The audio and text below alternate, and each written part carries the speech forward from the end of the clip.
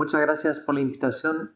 Voy a intentar resumir algunas ideas sobre el tema. Yo creo que el debate sobre el fascismo muchas veces tiene el problema que se enfoca solamente en la ultraderecha y los votantes de la ultraderecha y cómo, por ejemplo, qué son las frustraciones sociales que motivan a la ultraderecha. Yo creo que es muy importante entender que el fascismo no es la excepción.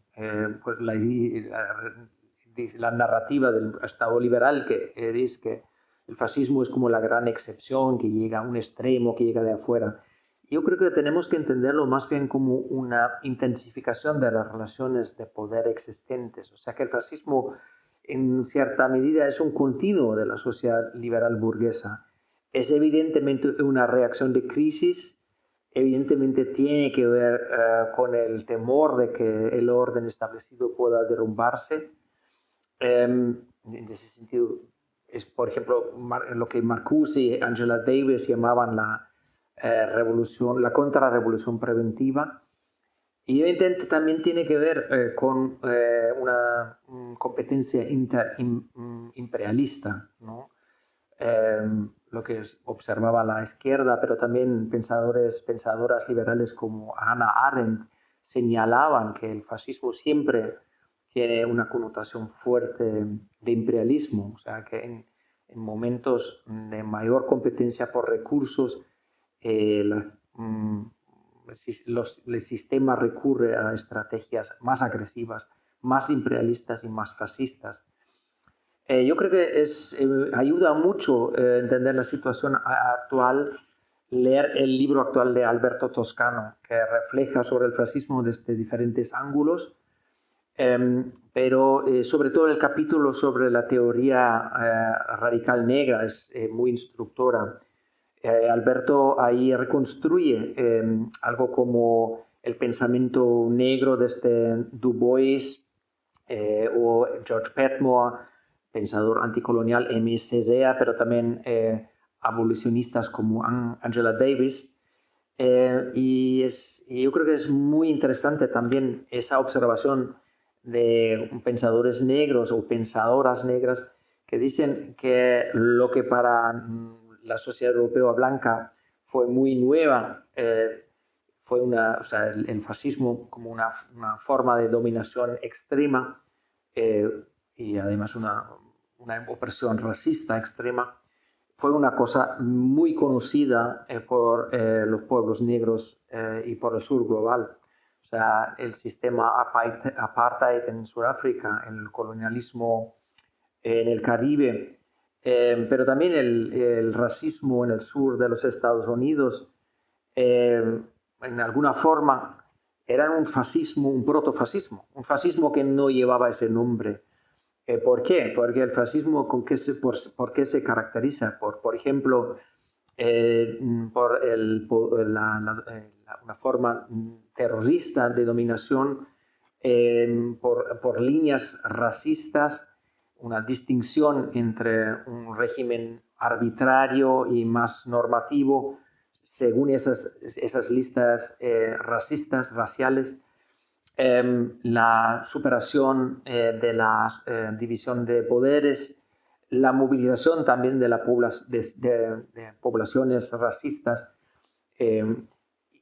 Si miramos, por ejemplo, el sur de los Estados Unidos, que en teoría era un sistema democrático en los años 30, la primera mitad del siglo XX, vemos que todos esos elementos ya existían para la población negra en el sur de los Estados Unidos. En ese sentido, yo creo que es importante remirar la perspectiva del pensamiento negro, de Black Radical Tradition. ¿Qué significa eso para nosotros hoy? Yo creo que no deberíamos comparar tanto la situación actual con el fascismo histórico, sino deberíamos más mirar por las dinámicas y las tendencias actuales de fascistización. Yo creo que Alberto Toscano ahí también es muy claro en la argumentación. Realmente vale la pena leer el libro. Y yo creo que partiendo de esta idea podríamos hablar de ejes de fascistización, perdón. Algunos ejes yo creo que lo tenéis muy claro, por ejemplo, la militarización de una sociedad, o sea que deberíamos resistir a esa militarización o deberíamos resistir a la ola, contraola del antifeminismo. O sea, en vez de pensar solamente hay que parar a la ultraderecha y recuperar los votos, debemos parar esos contenidos, porque son varios los ejes sobre lo que una sociedad se hace más autoritaria y más fascista. Y a veces no es solamente la ultraderecha que promueve esto. En Alemania, por ejemplo, la militarización fue impulsada menos por la ultraderecha y más por el Partido Verde en los últimos 3 años. Entonces, si vemos que este es el proceso peligroso, entonces vemos que tenemos que pensar más en estos contenidos de este proceso fascista. Y yo creo que el punto quizás más exigente para los movimientos soberanistas es reconocer que en el centro de ese nuevo proyecto de la ultraderecha hoy es la frontera. O sea, la frontera que implica la diferenciación entre la ciudadanía y el inmigrante, ¿no? Ciudadanía son las personas que tienen derecho a tener derechos, como decía Hannah Arendt, y el migrante es el que no tiene ese derecho a tener derechos.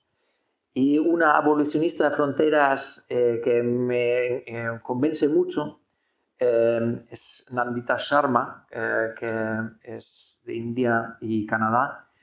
Y realmente ella propone una discusión muy radical, o sea, nos plantea de pensar realmente la situación hoy en el mundo desde el inmigrante, de esta población global que no tiene derecho a derechos. Y ella dice que no solamente es el no ciudadano, sino también es el de afuera. ¿Sí? Dice que la distinción entre nativo y inmigrante es parte también de esa forma de neorracismo que estamos observando. Y yo creo que en ese sentido vale la pena identificar cuáles son los ejes sobre los que se desarrolla el nuevo autoritarismo. Ya dije 3 elementos, ¿no? La frontera, el militarismo, el antifeminismo, igual hay 3, 4 más. Seguramente también el creciente papel de la policía.